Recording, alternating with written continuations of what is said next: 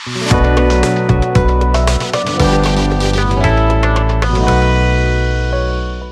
Students, स्वागत है समर्थ exam prep पर। और अभी आपने अगर समर्थ एग्ज़ाम प्रेप की वेबसाइट डाउनलोड नहीं की है, ऐप डाउनलोड नहीं की है, तो आप इसे प्ले स्टोर से डाउनलोड कर सकते हैं ताकि आप जो वीडियोज़ हैं उनको कंटिन्यूएशन में प्राप्त कर सकें। ठीक है। और अपनी पिछली क्लास में हमने ज्योग्राफी डोमेन में इंडियन पीपल एंड इकोनॉमी जो हमारा अभी सेगमेंट चल रहा है उसके अंदर हम मैन्युफैक्चरिंग इंडस्ट्रीज़ की बात कर रहे थे। हमने फर्स्ट क्लास में देखा था स्टील एंड आयरन इंडस्ट्री के बारे में देखा था, उसकी लोकेशन के बारे में देखा था, और हमने देखा था कि इंडस्ट्रीज़ को किस तरीके से क्या किया गया है, क्लासिफाइड किया गया है, किस तरीके से बांटा गया है। ठीक है। तो आज फिर उसके बाद हमने कॉटन इंडस्ट्री के बारे में, उसके एरियाज़ के बारे में बात की थी।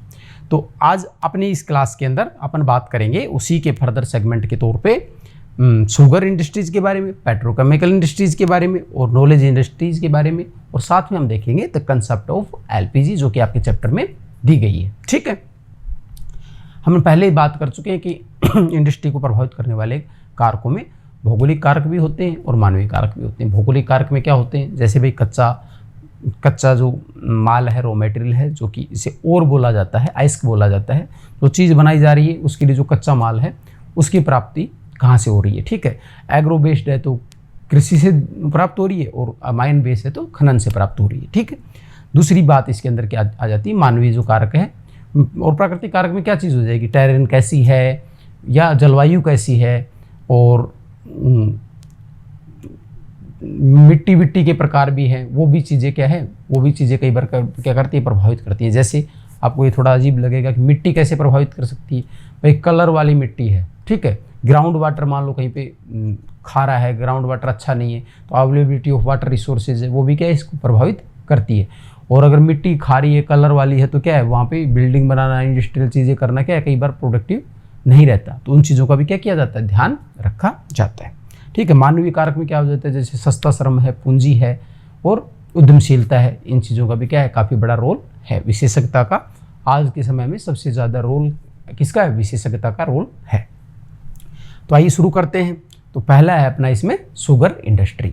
तो शुगर इंडस्ट्री के बारे में बात करते हैं। शुगर इंडस्ट्री में क्या चीज़ है भाई, गन्ने से चीनी बनाई जाती है। ठीक है। गन्ना क्या है, गन्ना एक पौधा है। ठीक है। तो कृषि उत्पाद है, चीनी क्या है, कृषि उत्पाद है। तो शुगर इंडस्ट्री क्या है, एग्रो बेस्ड इंडस्ट्री है। जैसे अपने इंडस्ट्री के टाइप में पढ़े थे, रॉ मटेरियल यूज करने के आधार पे, तो ये एक एग्रो बेस्ड इंडस्ट्री है। कौन, शुगर। ठीक है।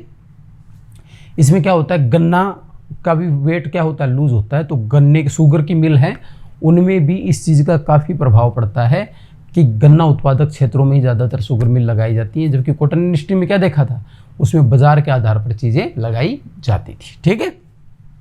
Let's start it now. The second largest agro based industry in India. India is the largest producer of both sugar and sugarcane. ठीक है। गन्ने का और चीनी का दोनों का ही दूसरे नंबर पे सबसे बड़ा उत्पादक है कौन, इंडिया। ठीक है।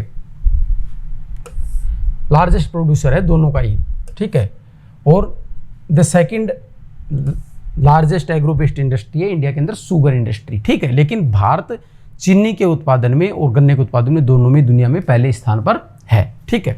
It contributes about 8% of the total sugar produce in the world. पूरी दुनिया में जितनी शुगर पैदा होती है उसका 8% अकेला भारत पैदा करता है। The first sugar mill was established in 1903। ठीक है। 1903 में क्या हुआ था, हमारी पहली जो शुगर मिल थी वो शुरू हुई थी। कहाँ पर स्थापित की गई थी, बिहार में स्थापित की गई थी। फैक्ट के तौर पे ये चीज़ आपसे पूछ सकता है, पूरे भारत कितना उत्पादन करता है, 8% उत्पादन करता है। उत्पादन में कौन सा स्थान है, प्रथम स्थान है। इस तरीके के आपके सवाल पूछ सकता है। लार्जेस्ट एग्रो बेस्ड इंडस्ट्री है, कौन से नंबर पर शुगर का स्थान, तो सेकंड लार्जेस्ट इंडस्ट्री है। ठीक है। This industry provides employment to more than 4 lakh persons and large number of farmers. ठीक है। तो क्या है भाई, किसानों को भी आजीविका मिलती है, गन्ना उत्पादन करते हैं, जैसे कपास उत्पादन करते हैं तो किसानों को आजीविका मिलती है, और साथ में जो मिल है या जो फैक्ट्री है उसके अंदर जो काम करते हैं वहाँ पे श्रमिकों को रोजगार मिलता है। तो इससे क्या है, ये श्रम सह या श्रम इंटेंसिव क्या है, क्या लेबर इंटेंसिव क्या है, इंडस्ट्री है, रोजगार काफ़ी बड़े स्तर पे पैदा करती है। ठीक है। It is seasonal industry. अब ये मौसमी इंडस्ट्री, अब आपको लगेगा कि मौसमी इंडस्ट्री क्या होती है, गन्ने का स्पेसिफिक टाइम होता है प्रोडक्शन का, तो इस वजह से गन्ने के उत्पादन समय में ही ये क्या है अपना बेस्ट प्रोडक्शन देती है, बेस्ट इसके यूटिलाइजेशन होता है। तो उस टाइम पे ही इसको क्या किया जाता है, इसको चालू किया जाता है, क्योंकि कुछ समय बाद गन्ने का रस क्या है धीरे धीरे क्या है कम हो जाता है अपने आप ही नेचुरली उसको स्टोर करने पे। तो इसको जब फसल आती है उसी टाइम पे इसको क्या किया जाता है, इसको शुरू किया जाता है। इसलिए एक सीजनल इंडस्ट्री है, ये आपको ध्यान रखना है, ठीक है। लोकेशन ऑफ शुगर इंडस्ट्री, ठीक है। अब इसकी लोकेशन है भारत में, इसका डिस्ट्रीब्यूशन किस तरीके से है उसके बारे में अपन बात कर लेते हैं।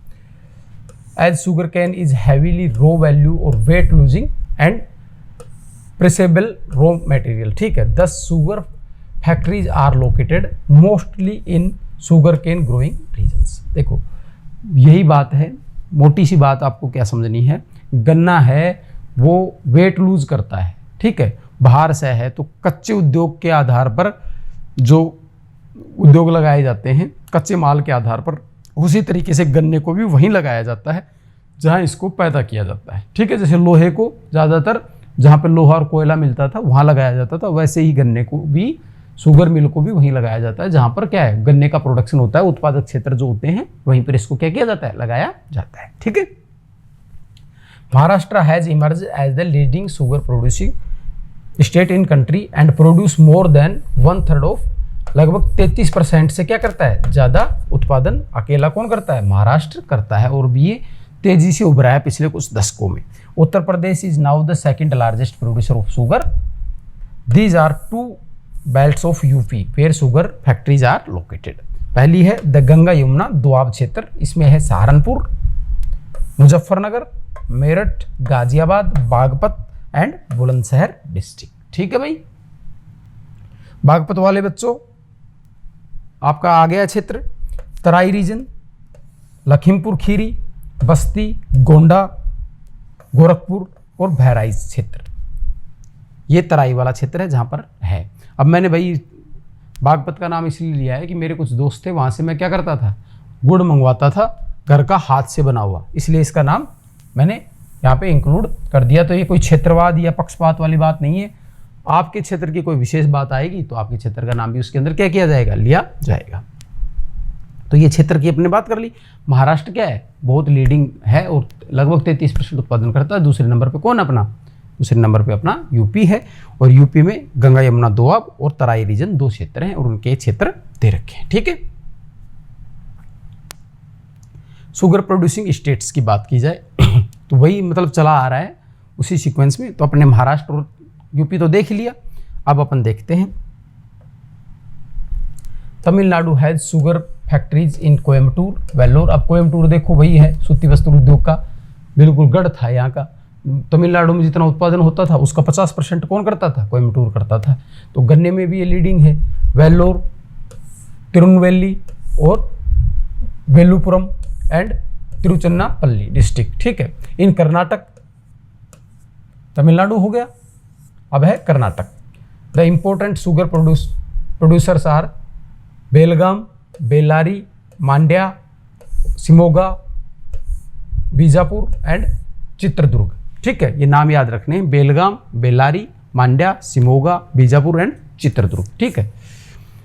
The industry is distributed in the coastal region, East Godavari, West Godavari, Visakhapatnam district and Nizamabad and Medak district of Telangana along with Chittoor district और रायलसीमा, ठीक है।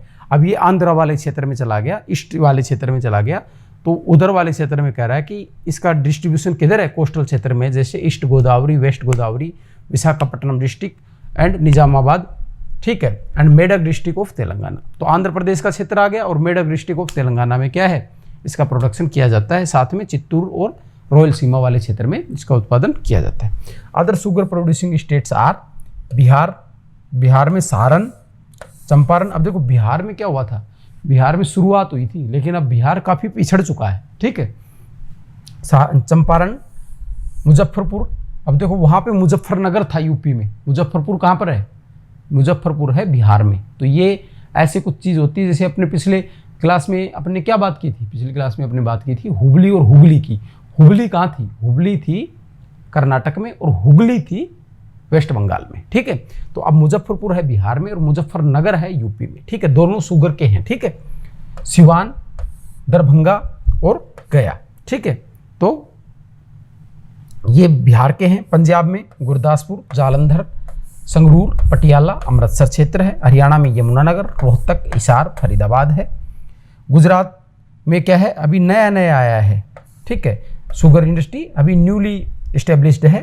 Important sugar producing mills are located in Surat, Junagadh, Rajkot, Amreli, Valsad और भावनगर डिस्ट्रिक्ट में इसकी जो अब इंडस्ट्री है वो लगाई जा रही है। अब आपको एक बात मैं बताना चाहूँगा कि जो जियो क्लाइमेटिक कंडीशन होती है, एग्रो क्लाइमेटिक कंडीशन होती है, उसकी वजह से जो साउथ का गन्ना होता है, स्पेशली महाराष्ट्र वाला जो क्षेत्र है, उस गन्ने के अंदर सुक्रोज की मात्रा बहुत ज़्यादा होती है। गर्मी की वजह से वाष्पीकरण होता है, तो गन्ने में क्या है, सुक्रोज की मात्रा बहुत ज़्यादा होती है। तो उससे क्या उच्च क्वालिटी की क्या है शुगर बनती है। शुगर का उसका कंसंट्रेशन क्या है, ज़्यादा होता है। इसीलिए महाराष्ट्र और जो साउथ के जो राज्य हैं वो गन्ने उत्पादन में एकदम तेज़ी से आगे बढ़े हैं।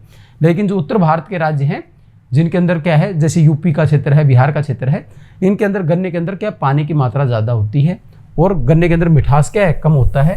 तो गन्ना ज़्यादा उत्पादन करने के बावजूद भी इनके यहाँ पे शुगर का उत्पादन कंपेरेटिवली क्या है, कम होता है, ठीक है।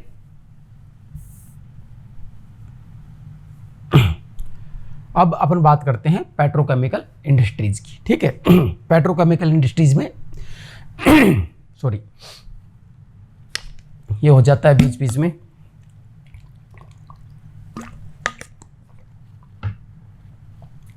पेट्रोकेमिकल इंडस्ट्रीज को जब अपन देखते हैं, this group of industries has been grown very fast in India. Petrochemicals industries क्या है, पिछली क्लास में अपन जब बात कर रहे थे तब अपने वहाँ पे बात की थी, आपको याद होगा। पेट्रोकेमिकल्स इंडस्ट्रीज वो इंडस्ट्रीज होती हैं जिनके अंदर जो पेट्रोलियम क्रूड ऑयल है उससे को रिफाइनरी में ले जाकर उससे उत्पाद तैयार किए जाते हैं और उत्पाद उससे क्या है, बनाए जाते हैं। तो वो पेट्रोकेमिकल इंडस्ट्रीज के अंदर वो चीज़ें आती हैं, उनको पेट्रोकेमिकल प्रोडक्ट्स भी बोला जाता है, ठीक है। The demand of the products is very high since 1960s के बाद से क्या है, इसकी डिमांड है वो बहुत ज़्यादा बढ़ गई है। Many items are delivered from crude petroleum which provides raw material from many new industries, these are collectively known as petrochemical industries. Main कच्चा माल क्या है, क्रूड ऑयल है, और वो और उद्योगों के लिए क्या करता है, रॉ मटेरियल का काम करता है। ये जो पेट्रोकेमिकल जो उत्पाद होते हैं, ठीक है, तो ये इन सबको जोड़कर क्या कहा जाता है, पेट्रोकेमिकल इंडस्ट्रीज कहा जाता है, ठीक है। डिवाइडेड इनटू 4 सब ग्रुप्स, इनको 4 सब ग्रुप में बांटा जाता है। आपका यहाँ से क्वेश्चन बन सकता है, ठीक है।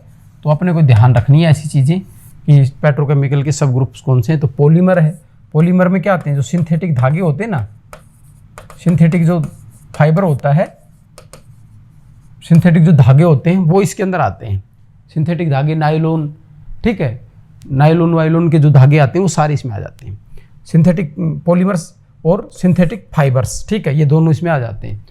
रेसे जो तार बनाए जाते हैं, ठीक है, वो सारी चीज़ें। प्लास्टिक एक तरीके से पॉलीमर वाला जो हिस्सा है ये प्लास्टिक का हिस्सा है, ठीक है। पॉलीथीन जो बनाई जाती है, और फाइबर है, इससे क्या है, तंतु खींचे जाते हैं और सिंथेटिक कपड़े या जैसे कॉटन के साथ मिला के और उस तरीके के टेरेलिन और इस तरीके के क्या है कपड़े बनाए जाते हैं।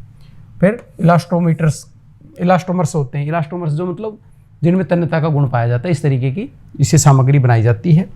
सर्फेक्टेंट्स क्या होते हैं, सर्फेक्टेंट्स होते हैं जो एक तरीके से वॉशिंग का कार्य करते हैं। जैसे सर्फ होता है ना अपना, उस तरीके के काम करते हैं, जो सरफेस का घनत्व कम कर देते हैं। तो अपने जो सर्फ डिटर्जेंट होते हैं उस तरीके की सामग्री होती है, वो इनसे क्या है, बनाई जाती है। तो इनको 4 कैटेगरी में क्या किया जाता है, पेट्रोकेमिकल जो गुड्स हैं उनको 4 कैटेगरी में बांटा जाता है, पेट्रोकेमिकल जो प्रोडक्ट्स हैं उनको, ठीक है। अभी इंडिया में इसका डिस्ट्रीब्यूशन किस तरीके से है उसके बारे में बात कर लेते हैं, ठीक है।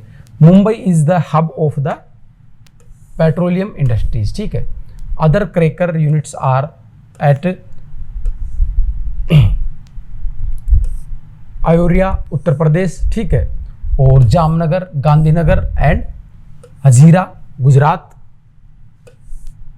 नौगाथाने और रत्नागिरी महाराष्ट्र, और हल्दिया वेस्ट बंगाल, विशाखापट्टनम आंध्र प्रदेश। ठीक है, ये इसके क्या है, कुछ क्षेत्र है। मुख्य क्षेत्र क्या बता रहा है, मुख्य क्षेत्र बता रहा है मुंबई, और कुछ अदर क्षेत्र हैं।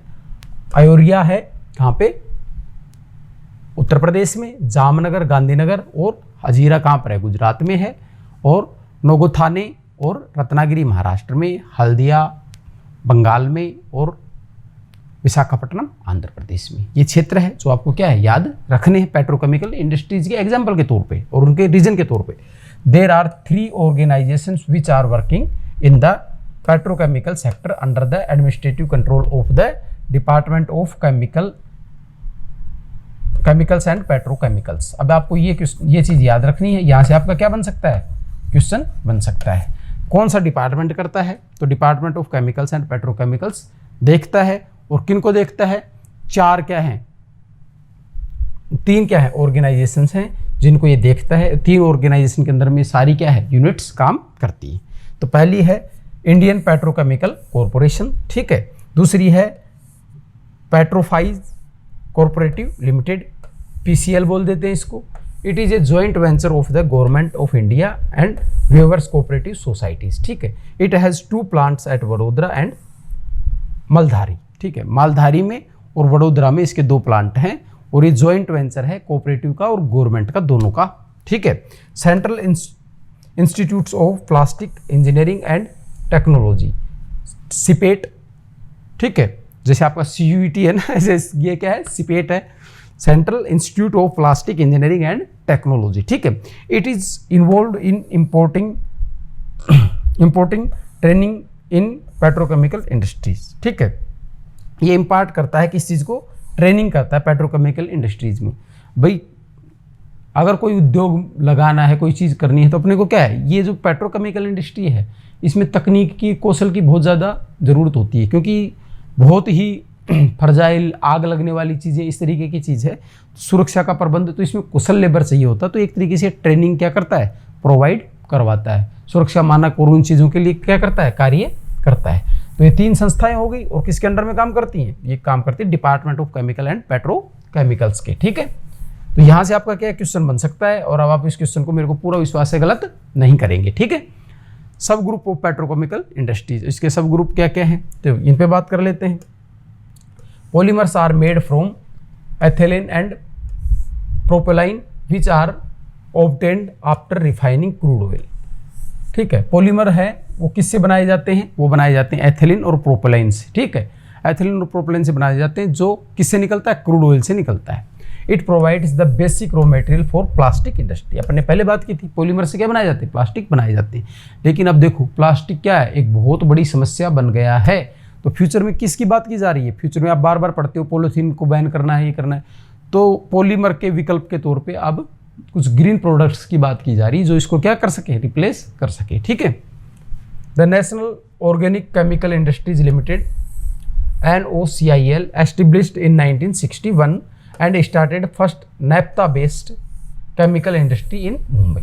नाफ्ता क्या होता है, नाफ्ता एक पौधा होता है, जैसे जट्रोफा होता है ना, अपने जट्रोफा होता है, उस तरीके से इसमें क्या किया जाता है, इसमें बायोफ्यूल बनाया जाता है, बायोडीजल होता है, बायोफ्यूल होता है, उस तरीके से बायोफ्यूल बनाया जाता है। तो ये नाफ्ता पे बेस्ड क्या है, केमिकल इंडस्ट्री कहाँ पर है, मुंबई में है। और कब इस्टेब्लिश की गई थी ये, 1961 में इस्टेब्लिश की गई थी। पूछ सकता है कि national organic chemical industry limited NOCIL की स्थापना कब की गई, 1961 में की गई। किसके ऊपर आधारित है, नाफ्ता बेस्ड इंडस्ट्री है, कहाँ पर है, मुंबई में है, ठीक है। The major producer of plastic materials are Mumbai और बरौनी, मेटूर, पिंपेरी और रिसरा। तो ये 5 केंद्र हैं जो प्लास्टिक उत्पादन के बड़े केंद्र हैं। About 75% of these units are in small scale sectors. ये जो यूनिट हैं इनमें 75% किसमें, स्मॉल स्केल की ही हैं अभी। The industry also use recycled plastic which contributes about 30% of the total production. जो इंडस्ट्री है उसके अंदर क्या किया जाता है, रिसाइकल्ड चीज़ें यूज की जाती हैं, जो किस टोटल का कितना परसेंट है, 30%। आपने देखा होगा कबाड़ी वाला क्या है, प्लास्टिक की चीज़ें बहुत ज़्यादा लेकर जाते हैं। क्यों लेके जाते हैं, क्योंकि उसको इजीली रिसाइकिल किया जाता है। कबाड़ी ज़्यादातर लोहा, प्लास्टिक और कांच की चीज़ें लेके जाता है, और ये तीनों चीज़ें क्या है, रिसाइकलेबल हैं, इसलिए ये लेके जाते हैं। लेकिन आप बिजली का बोर्ड दे के देखो या टूटा हुआ कोई रेडियो दे के देखो, वो नहीं लेंगे। क्यों? क्योंकि वो रिसाइकलेबल नहीं होता, वो फिक्स प्लास्टिक होता है, उसको तोड़ के दोबारा से फिर उससे नया उत्पाद नहीं बनाया जा सकता। ठीक है। Synthetic fibres are widely used in the manufacturing of fibres because of their durability, washability and resistant to shrinkage. भाई इनका क्या है, बहुत ज़्यादा क्या है यूज बढ़ रहा है किनका, सिंथेटिक फाइबर्स का। क्यों बढ़ रहा है भाई?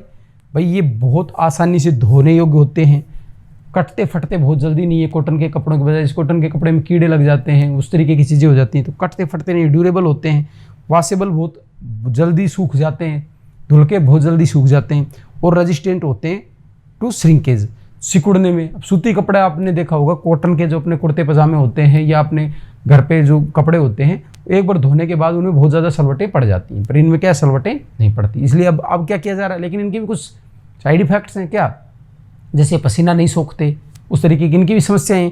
तो अब क्या किया जा रहा है, टेरेलिन है, जैसे टेरिकोट है, तो टेरेलिन और कॉटन दोनों को मिला के टेरिकोट बना दिया गया।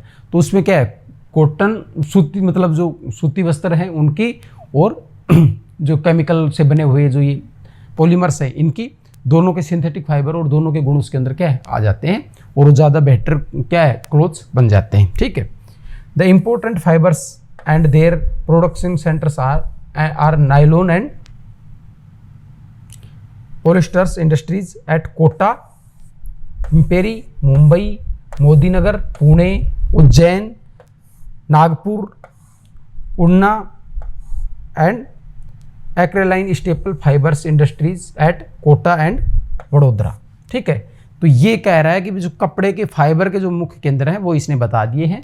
तो कोटा इसमें बेसिक जो सिंथेटिक जो कपड़े के रेशे का जो है सिंथेटिक फाइबर का, कोटा, पिंपेरी, मुंबई, मोदीनगर, पुणे, उज्जैन, नागपुर और उधना, और जो एक्रेलिक स्टेपल जो फाइबर है इंडस्ट्री है उसका भी केंद्र कहाँ पर है, कोटा में है और वडोदरा में है। ठीक है। ये आपके एग्जाम्पल्स है, ये नाम है आपको याद रखने, जैसे इसके नाम थे कुछ किसके, पॉलीमर के, मुंबई, बरौनी, मैटूर, रिसरा और पिंपेरी, ऐसे ही किसके, फाइबर के भी कुछ नाम हैं जो आपको क्या करने हैं, याद रखने हैं।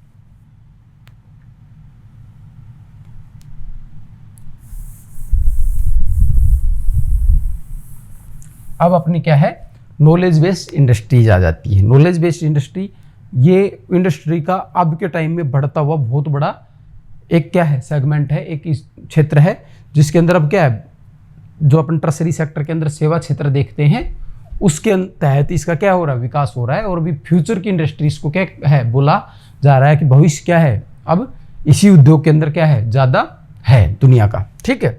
इसमें अपन देखते हैं the IT and IT enabled business process outsourcing services continues to grow within a outstanding rate। अब ये जो IT सेक्टर की जो भी सेवाएं हैं वो इसके अंदर आती हैं, और ये ज़्यादातर किस में आती हैं, ये सर्विस सेक्टर के अंदर आती हैं, टर्सरी सेक्टर के अंदर आती हैं। A number of software park have been created by the government and the production of the software industries has surpassed electronic hardware production।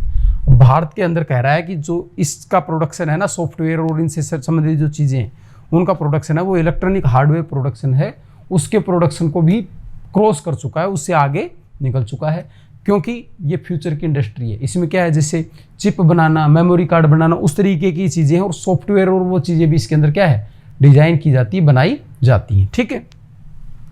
लेकिन आपको क्या इससे क्या लग रहा है, ये बहुत ही हाई स्किल्ड और नॉलेज बेस्ड इंडस्ट्री है। तो इससे क्या है, इससे एक डिजिटल डिवाइड पैदा होता है। ये आपसे एक निश्चित एरिया में एक स्पेसिफिक टाइप ऑफ नॉलेज की क्या करता है, डिमांड करता है। अगर आपको वो स्पेसिफिक टाइप ऑफ जो नॉलेज है वो नहीं है, एक स्पेसिफिक जो टेक्नोलॉजिकल जो नॉलेज है वो नहीं है, तो ये सेक्टर आपको क्या है, एम्प्लॉयमेंट जनरेट करके नहीं देता। इससे क्या होता है, सोसाइटी के अंदर असमानता बढ़ने की संभावना है, क्योंकि भारत के अंदर तो लिटरेसी रेट ही बहुत ज़्यादा है, और जो लिटरेट भी है वो क्या है, बस पढ़ना लिखना जानते हैं। जो पढ़ना लिखने जानने वालों की वजह से लिटरेसी रेट बहुत ज़्यादा बढ़ी हुई प्रतीत होती है, लेकिन उसमें इतने स्किल्ड नहीं है कि वो सॉफ्टवेयर का काम कर सकें। ठीक है। The contribution of the IT software and service industries in India GDP is about 2%। Bharat की GDP में इसका कितना रोल है? लगभग 2% रोल है। Most of the multinational companies in IT fields are established software और research development centres in India. अब जो दुनिया की बड़ी बड़ी कंपनियां हैं ना, मल्टीनेशनल कंपनियां हैं, उनके जो केंद्र है वो क्या है? इंडिया में बनाए जा रहे हैं। क्योंकि देखो अपने कर्नाटक का जो क्षेत्र है बेंगलुरु को क्या कहा जाता है? Silicon valley of India. जैसे अमेरिका के अंदर सिलिकॉन वैली है, सिलिकॉन वैली नाम की एक जगह है, उसी की तर्ज पे इंडिया का सिलिकॉन ऑफ वैली किसको कहा जाता है? बेंगलुरु को। कर्नाटक वाला क्षेत्र है, कर्नाटक का बेंगलुरु जो क्षेत्र है उसको कहा जाता है। क्योंकि वहाँ पे क्या है? सॉफ्टवेयर इंजीनियरिंग और इस क्षेत्र में काफ़ी रुझान है, उसमें काफ़ी डेवलपमेंट वहाँ पे है। ठीक है। In hardware development sector India has yet not achieved so much, but in IT sector it creates double employment rate every year। Hardware का सेक्टर है उसमें क्या है? इंडिया क्या है? उतनी ज़्यादा ग्रोथ नहीं कर पाया है, लेकिन जो IT सेक्टर है उसके अंदर हमने काफ़ी ज़्यादा ग्रोथ कर ली है। देखो एक चीज़ ये भी होती है, एक रुझान होता है। जैसे अब आपके गांव से आपके गांव में क्या होता है? आपके गांव के बच्चे पास की चुन्नीलाल मुन्नीलाल जो कॉलेज है उसके अंदर पढ़ने चले जाते हैं, डिग्री लेके फिर अपने घर पे आ जाते हैं। फिर क्या कहते हैं कि भाई सरकारी नौकरी लगने का तो स्कोप ही नहीं है, एम्प्लॉयमेंट ही नहीं है। लेकिन क्या है? उन्होंने अपनी स्किल डेवलपमेंट पे काम किया ही नहीं, बस उन्होंने डिग्री लेने के लिए पढ़ाई की। पर आप जब सेंट्रल यूनिवर्सिटी में जाओगे और जब आप एक रिसोर्स बन के निकलोगे तो उससे क्या एक लहर पैदा होगी, एक बदलाव की बयार आएगी आपके क्षेत्र में। तो उससे क्या होगा? बढ़ावा मिलेगा और आप देखना फ्यूचर में बहुत सारे लोग उस तरफ में जाएंगे जब वो देखेंगे कि सिर्फ सरकारी नौकरी नहीं, वहाँ पढ़कर तो बच्चा और भी कई सेक्टर के अंदर क्या कर सकता है? काम कर सकता है। तो उसी तरीके से क्या है कि IT सेक्टर के अंदर जब बच्चों को जॉब मिला, रोजगार मिला, तो इससे क्या है? हमारे यहाँ पे एकदम से उसका क्या आ गई? उसका एकदम से कहते हैं ना कि उसकी रुझान बन गया उसके प्रति। तो उससे क्या हुआ? बहुत ज़्यादा लोग उस क्षेत्र के अंदर इन्वॉल्व हो गए। लेकिन हार्डवेयर में अभी क्या, हम थोड़े पिछड़ी हालत में हैं, इतना ज़्यादा डेवलपमेंट नहीं है। ठीक है। अब अपन बात करते हैं लिबरलाइजेशन, प्राइवेटाइजेशन और ग्लोबलाइजेशन की। आपको देखो पिछले लेक्चर में याद होगा आउटसोर्सिंग थी, ठीक है, और ये बीपीओ की जो बात की थी, वो जो सारी बातें थी वो किससे संबंधित थी? IT सेक्टर से संबंधित थी। क्योंकि अमेरिका के अंदर क्या है? श्रम की लागतें क्या है? बहुत ज़्यादा है। और रात के समय अगर वहाँ पे आपको कॉल सेंटर में आदमी लेना है तो बहुत ज़्यादा चार्ज करता है। लेकिन टाइम जोन की वजह से जब अमेरिका में रात होती है तो अपने यहाँ क्या होता है? दिन होता है। तो उसकी वजह से क्या होता है? वो लोग वही काम इंडिया के लोगों को, एक्सपर्ट्स को क्या करते हैं? ट्रांसफ़र कर देते हैं। और वो लोग क्या है? उनको सस्ती दर पे वो काम करके दे देते हैं। इसे बोला जाता है आउटसोर्सिंग ऑफ बिजनेस। ठीक है। तो इस तरीके से IT सेक्टर में इसका सबसे ज़्यादा रुझान देखने को मिलता है। ठीक है। अब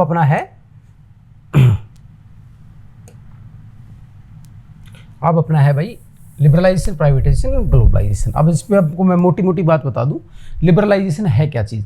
लिबरलाइजेशन को हिंदी में बोलते हैं उदारीकरण, प्राइवेटाइजेशन को हिंदी में बोलते हैं निजीकरण, और ग्लोबलाइजेशन को बोलते हैं भूमंडलीकरण। ठीक है।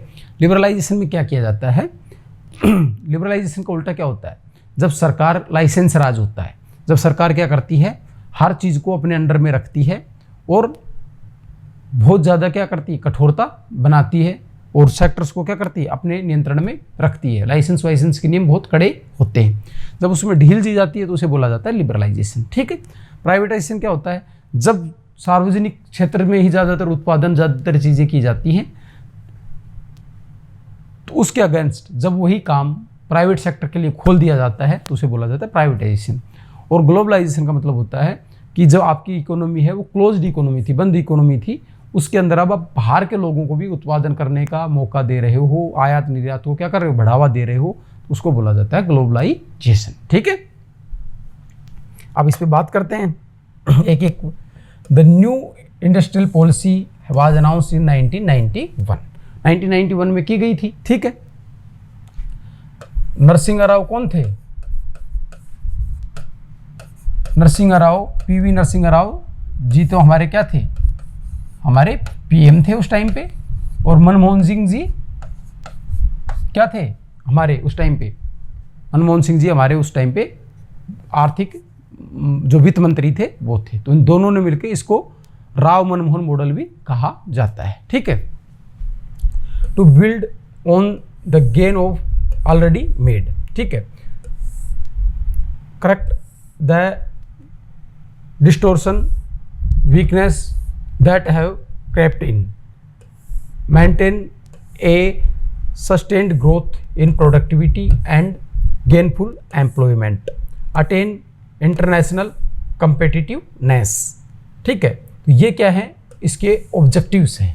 क्या करना है, जो हमारे पास पहले से बना हुआ है, ठीक है, ऑलरेडी जो हमारा ढांचा बना हुआ है, उसके अंदर क्या करना है, उसके अंदर ग्रोथ हासिल करनी है, उसके अंदर गेन करना है। जो कुछ कमजोरी आ गई है, वीकनेस आ गई है सिस्टम में, उसको क्या करना है, दूर करना है। ठीक है, और क्या करना है, एक सस्टेन्ड ग्रोथ और प्रोडक्टिविटी का क्या करना है, एक माहौल बनाना है जिसमें क्या है, एम्प्लॉयमेंट का जनरेशन भी बड़े स्तर पर हो। और क्या करनी है, प्रतिस्पर्धा को बढ़ावा देना है। प्रतिस्पर्धा को बढ़ावा देना मतलब एक ही चीज को 10 लोग बनाएंगे। पहले आपने देखा होगा, आपने तो नहीं देखा, आपके जब पापा वापा के टाइम पे क्या होता था कि एक ही कार आती थी जनरल मोटर्स की। ठीक है, तो आपके पास कोई ऑप्शन ही नहीं था, खरीदनी है तो वही खरीदनी है, और वो भी लिमिटेड थी। उसे बाद में क्या हुआ था, फोन के तौर पे BSNL आता था नेटवर्क। लेकिन जैसे विकल्प ज़्यादा बढ़ जाते हैं तो क्या है, उपभोक्ता के पास ज़्यादा विकल्प आते हैं बाजार के अंदर। कंपनी को ये लगता है कि अब दूसरी कंपनी प्रोडक्शन में आगे निकल गई तो वो उसका क्या है, नुकसान बढ़ता जाता है। तो कंपनी फिर क्या करती है, R&D करती है, अपनी चीज़ों को और ज़्यादा बेहतर बनाती है। इससे क्या उपभोक्ता का लाभ होता है। ठीक है, following were the policy measures taken under LPG। ये क्या थे, पॉलिसी मेजर्स अपनाए गए थे। ये तो इसके ऑब्जेक्टिव थे, मतलब एक तरीके से लक्ष्य थे, ये इसके लिए कदम उठाए गए थे। अबोलिशन ऑफ इंडस्ट्रियल लाइसेंस, सबसे बड़ी बात क्या थी भाई, इंडस्ट्री के अंदर जो लाइसेंस ले के नियम थे वो बहुत कठोर थे। उससे क्या होता था, नियम कठोर होने की वजह से नई इंडस्ट्री लगाना बहुत मुश्किल था, और नई इंडस्ट्री लगाने में क्या थे, लोग बहुत ही ज़्यादा हिचकते थे, और ये बहुत मुश्किल था उन लोगों के लिए, पैसा वैसा बहुत ज़्यादा खर्च होता था। तो उन नियमों को क्या किया गया, उन नियमों को समाप्त किया गया या बहुत सरलीकृत किया गया। Free entry for foreign technology. अब दूसरी चीज़ क्या थी भाई, घर के अंदर ही अपन कोई चीज़ बना रहे हैं, अपने को बाहर ये पता ही नहीं कैसी हो रही, तो क्या अपनी चीज़ बाहर बिकेगी, नहीं बिकेगी। पर वो चीज़ हमें सीखनी है तो क्या करनी पड़ेगी, हमें वो टेक्नोलॉजी लानी पड़ेगी। तो फॉरेन टेक्नोलॉजी के लिए हमने क्या किया, द्वार खोल दिए। फॉरेन इन्वेस्टमेंट को क्या किया, बढ़ावा दिया, और बाहर के लोग भी हमारी उस चीज़ के अंदर निवेश कर सके। मान लो कि मैं ये कोचिंग खोल रखी है, तो मैं इस कोचिंग को क्या करना चाहता हूँ, मेरे पास 10 रुपये है, मैं इस कोचिंग को क्या चाहता हूँ यार, 10 रुपये में मैं इस कोचिंग को चला दूँ। तो 10 रुपये में हो सकता है मैं आपको लिमिटेड चीज़ दे पाऊँगा। एक कोई भाई आए मेरे पास, मान लो 26 सर आए, 26 सर मेरे पास एक बोरा नोट का लेके आए, वो कहें कि यार तेरे को जो भी करना है तू कर, और ये पैसे रख, ठीक है, और इस पैसे से तू सुधार कर। तो मान लो मैं और चीज़ें कुछ बनाऊँ, कुछ और क्रिएटिव चीज़ें करूँ। आप इस चीज़ को समझ पा रहे हैं? तो ये चीज़ क्या है, ये चीज़ है FDI, फॉरेन डायरेक्ट इन्वेस्टमेंट। इसमें क्या चीज़ होता है, बाहर के लोग क्या पैसा लगाते हैं, तो आपके पास पैसा होता है तो आप क्या है, ज़्यादा चीज़ें, ज़्यादा उसके ऊपर रिसर्च एंड डेवलपमेंट पे या श्रमिकों को वेतन पे, इन चीज़ों पे क्या है, ज़्यादा खर्च कर सकते हो। ठीक है, एक्सेस टू कैपिटल मार्केट, ठीक है, पूंजी बाजार जो अंतर्राष्ट्रीय स्तर का है उसके लिए अपने आप को खोल देना। ओपन ट्रेड, खुला व्यापार करना, आयात निर्यात को एक तरीके से बढ़ावा देना, उसके ऊपर प्रतिबंध को क्या करना, हटा देना। ये अब देखो, इस चीज़ों को मैं इतना जल्दी जल्दी कैसे बता रहा हूँ आपको, या क्यों बता रहा हूँ, ये भी आप समझो। आपने पिछला लेक्चर एक पढ़ा था इंटरनेशनल ट्रेड, उसके अंदर काफ़ी डिटेल में इसके ऊपर बात हुई थी। WTO इस चीज़ को करता है, तो ओपन ट्रेड वहाँ पे खूब अच्छे से बात हुई थी। मैं उम्मीद करता हूँ आपने वो लेक्चर क्या है, सुना होगा।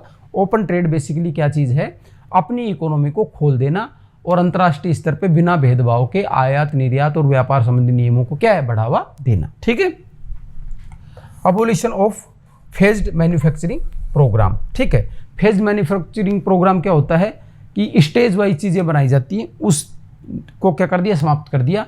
भाई कंपनियाँ क्या अपने तरीके से, अपनी सहूलियत के हिसाब से क्या है, मैन्युफैक्चरिंग के उसको क्या है, चुन सकती हैं। लिबरलाइज्ड इंडस्ट्रियल लोकेशन प्रोग्राम, पहले क्या था, सरकार तय करती थी इंक्लूसिव डेवलपमेंट के लिए। आपने देखा कि राउरकेला, भिलाई, वो सारे संयंत्र कहाँ लगाए गए, उन क्षेत्र में जहाँ डेवलपमेंट कम है। लेकिन उद्योगपति क्या है, उद्योगपति लाभ के लिए काम करते हैं। अगर इस तरीके से सरकार वो करेगी तो वो वहाँ पे अपने इंडस्ट्री को लगाएगा ही नहीं। तो ये बिजनेसमैन के ऊपर छोड़ दिया गया कि वो अपनी इंडस्ट्री कहाँ पे लगाना चाहता है। तो लोकेशन जो प्रोग्राम था उसमें क्या कर दिया, लिबरलाइजेशन ला दिया, उसके अंदर ढील दे दी सरकार ने। तो ये क्या है, कदम उठाए, ऊपर वाले क्या थे, ऑब्जेक्टिव थे। ठीक है, तो ये आपने LPG की बेसिक बातें क्या है यहाँ पे देखिए। ठीक है, ग्लोबलाइजेशन रेफर्स टू, अभी ग्लोबलाइजेशन के बारे में बात करते हैं। Globalisation refers to integration of countries economy with the world economy. देश की अर्थव्यवस्था को दुनिया की अर्थव्यवस्था के साथ जोड़ देना क्या है, ग्लोबलाइजेशन है। There is free flow of goods and service. जब वस्तु और सेवाओं का क्या होने लगे, खुला प्रवाह होने लगे, आयात निर्यात खुला होने लगे, तो उससे क्या हो जाता है, labour capital and one nation to another, तो उसे क्या बोला जाता है, ग्लोबलाइजेशन बोला जाता है। Indian context globalisation has follow objectives. हमारे ऑब्जेक्टिव क्या थे, क्योंकि देखो आप मान लो मेरी क्लास ले रहे हो तो आपका ऑब्जेक्टिव क्या है, CUT का एग्जाम क्रैक करना। कोई एक बंदा दूसरा इसको समझ पढ़ रहा होगा, वो हो सकता है इसीलिए देख रहा हो कि ये पढ़ाता किस तरीके से है, ठीक है, या एक कोई पढ़ रहा होगा, हो सकता है इसके यही चैप्टर उसके किसी और एग्जाम में काम हो रहा है। तो हर किसी के ऑब्जेक्टिव्स अलग अलग होते हैं, ठीक है। तो इंडिया ने जब इसको अपनाया था तो उसके इंडिया के क्या थे, इसको लेके इसने कुछ अपने ऑब्जेक्टिव्स तय किए थे कि हमें क्या चीज़ अचीव करनी है इससे, ठीक है। Opening of the economy for foreign direct investment by providing facilities to foreign companies to invest in different fields of economic activities in India. क्या है, भारत की अर्थव्यवस्था को इस तरीके से खोल देना कि बाहर के लोग अर्थव्यवस्था के विभिन्न क्षेत्रों के अंदर क्या कर सकें, निवेश कर सकें। इस बात का मतलब ये है, ठीक है। दूसरा है removing restrictions and obstacles to the entry of multinational companies in India. बाहर की अगर कंपनी देश के अंदर आती है तो उनके ऊपर जो प्रतिबंध लगे हुए थे उसको क्या करेंगे, अपन हटाएंगे। क्यों, हमें क्या अब कंपटीशन को बढ़ाना है, प्रतिस्पर्धा को बढ़ाना है। Allowing Indian companies to enter into the foreign. अब देखो भाई, वाइस वर्षा तो होता है, जब बाहर की कंपनियां आएगी तो भारत की कंपनियों को मौका दिया जाएगा कि अगर उनके अंदर क्षमता है और अंतर्राष्ट्रीय व्यापार में कम्पीट कर सकती हैं तो बाहर जाकर अपनी यूनिट लगा सकती हैं, ठीक है। And also encouraging them to set up joint venture abroad. और उनको किस चीज़ के लिए मोटिवेट करना कि बाहर जाकर दूसरी कंपनियों के साथ कोलैबोरेशन करके अपने सेटअप स्थापित करें। उससे क्या होगा, उनसे वहाँ से ना सिर्फ पूंजी आएगी बल्कि हमें नई तकनीक सीखने को मिलेगी। अब आपको ये पता होगा कि ONGC है वो क्या करती है, रसिया के अंदर और कई देशों के अंदर बाहर क्या कर रही है, पेट्रोल ड्रिलिंग का काम कर रही है, कच्चा तेल ड्रिलिंग का काम कर रही है वहाँ की कंपनियों के साथ मिलकर, ठीक है। इसरो और देशों की कंपनियों के साथ मिलकर क्या कर रहा है, सैटेलाइट के सेक्टर में क्या कर रहा है, काम कर रहा है, ठीक है। Carrying out massive in import liberalisation programme by switching over from quantitative restrictions to tariff in the first place and then bringing down the level of import duties considerably, ठीक है।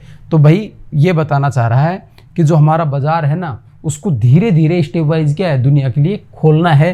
पहले हम क्या थे, संरक्षणवादी बाजार वो कर रहे थे। क्यों, क्योंकि नया नया देश आज़ाद हुआ था और नया नया देश आज़ाद होने की वजह से ये पूरी संभावना थी कि बड़ी जो कंपनियां हैं, बड़े जो लोग हैं वो क्या करें, हमारी पूरी अर्थव्यवस्था को दोबारा से अपने नियंत्रण में ले ले, हमारे इसके ऊपर कंट्रोल कर ले।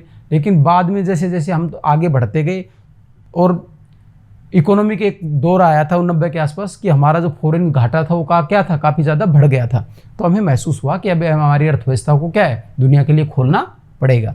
तो उसके लिए कि हमने क्या रास्ता चुना, हमने चुना कि धीरे धीरे जो क्वान्टिटिव रेस्ट्रिक्शंस हैं उनको क्या करेंगे, हम धीरे धीरे क्या है हम उनको कम करेंगे और आगे के लिए क्या है खोल देंगे अपनी अर्थव्यवस्था को दुनिया के लिए। Instead of A set of export incentives opening for exchange rate adjustment for promoting export. और क्या कहा कि भाई हम क्या करेंगे, इंसेंटिव देंगे किसके, एक्सपोर्ट के लिए। और किसको एक्सपोर्ट करेंगे, प्रमोट करेंगे एक्सपोर्ट को।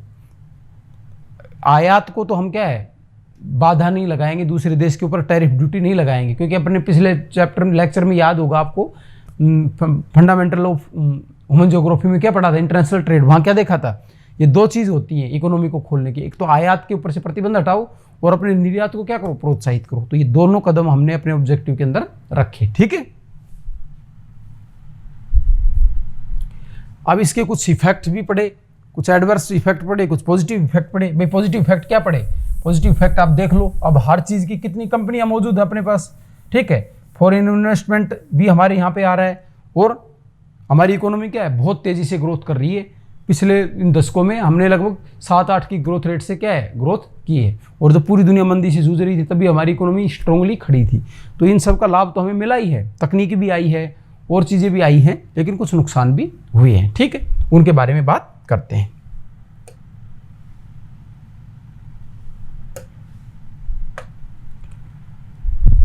Infrastructural sector was remain untouchable while major share went to core sectors. जो आधारभूत ढांचे का क्षेत्र था, जैसे रोड, रेल, इस तरीके ट्रांसपोर्टेशन वाला, विद्युत, आधारभूत ढांचा हमारा मजबूत नहीं हुआ। जो कोर सेक्टर था ना हमारा, कोर सेक्टर में कौन सी चीज़ें आती हैं, जैसे लोह इस्पात उद्योग था, कॉटन इंडस्ट्री थी, इस तरीके की जो हमारा कोर इंडस्ट्रीज थी उसी में हमारा ज़्यादातर इन्वेस्टमेंट आया। और जो इंफ्रास्ट्रक्चरल जो क्षेत्र था वो उसके अंदर उतना नहीं आया, वो पिछड़ा हुआ रह गया, अनछुआ रह गया। ठीक है। The gap between developed and developing states has been become wider and inter religion disparity has increased. Example, out of total investment from 1991 to 2000, 1/4 23% was for Maharashtra, 17% for Gujarat, 7% for Andhra Pradesh, 6% for Tamil Nadu, only 8% for उत्तर प्रदेश। ठीक है। ये चीज़ आपको क्या चीज़ बताने के लिए बताई जा रही है, ये 8% से भी क्या है, एरिया जनसंख्या उसको देखते हुए इससे तो काफ़ी कमी है ये। ठीक है। तो ये पॉइंट में ही है, आप ये मान के चलो इस चीज़ को एक तरीके से। तो इस चीज़ को मैं आपको क्लियर करना चाहता हूँ, क्या बताना चाह रहा है। जैसे अपने एक टर्म पढ़ी थी इंक्लूसिव डेवलपमेंट। इंक्लूसिव डेवलपमेंट क्या है, ये फैक्ट है, ये मेरे को थोड़ा सा डिस्ट्रप्टिव लग रहा है, तो इसको मैं आपको क्या है क्रॉस चेक करके नेक्स्ट क्लास में आपको ये चीज़ बता दूंगा इसमें कितना इसका है।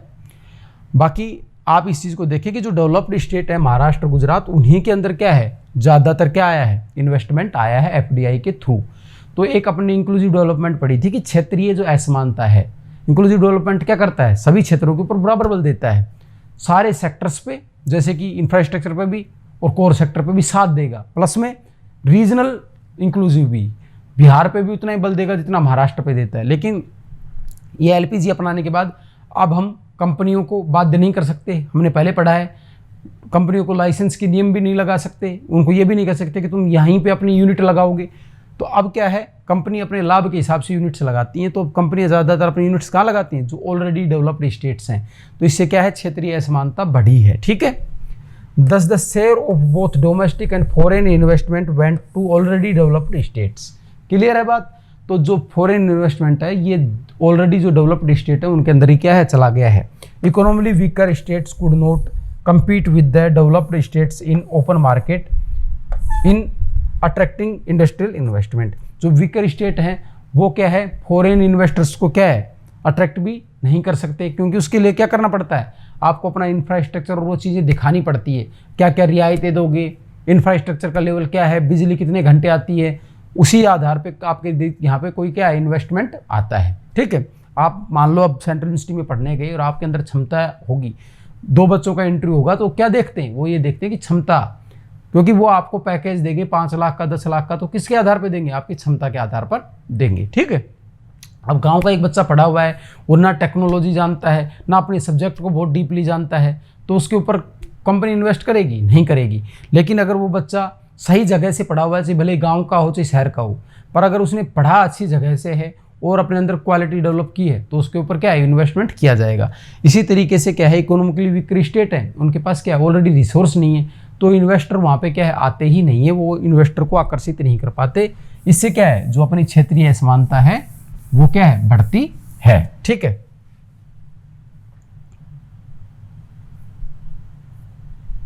तो ये अपनी आज का टॉपिक था, जिसमें अपने क्या क्या चीज़ें देखी, आपने आज देखी इसके अंदर शुगर इंडस्ट्री की लोकेशन और उसके बारे में बातें की, किस तरीके से ये इंडिया में डिस्ट्रीब्यूट है, उसके सेंटर्स और उनके बारे में बात की। फिर अपने पेट्रोकेमिकल इंडस्ट्रीज़ के बारे में बात की, पेट्रोकेमिकल इंडस्ट्रीज़ की मेन लोकेशन थी और उसमें जो संस्थाएं थी उनके बारे में बात की। फिर अपने बात की एलपीजी के बारे में बात की कि भाई एलपीजी क्या है, कैसे आई, कितनी हमारे ऑब्जेक्टिव्स क्या थे और ये हमारे इसके हमारे ऊपर क्या एडवर्स इफेक्ट पड़े। ठीक है। तो आज हमारी क्लास यही थी। तो थैंक्स फॉर टुडेज क्लास। और अगर आपने समर्थ एग्जाम प्रेप की ऐप को डाउनलोड नहीं किया है तो आपसे फिर रिक्वेस्ट है कि आप ऐप को डाउनलोड कर लें। और अगर आपको वीडियो में कोई ऐसी चीज़ लगती है या कोई आप एडिशनल चीज़ चाहते हैं तो कृपया आप कमेंट बॉक्स में वो चीज़ बताएं और लाइक कर लें चैनल को और सब्सक्राइब कर लें, ताकि आपको टाइमली चीज़ें मिलती रहें। और ऐप पे आपको सबसे बड़ा लाभ यही होगा, ना सिर्फ आपको वीडियो कंटिन्यूएशन में मिलेंगे, बल्कि अदर रिसोर्स जो मटेरियल है, जैसे पीपीटी का PDF, या और जो स्टडी मटेरियल से रिलेटेड जो चीज़ें हैं वो आपको एक जगह पे इजीली मिल जाएगी। ठीक है, थैंक यू वेरी मच।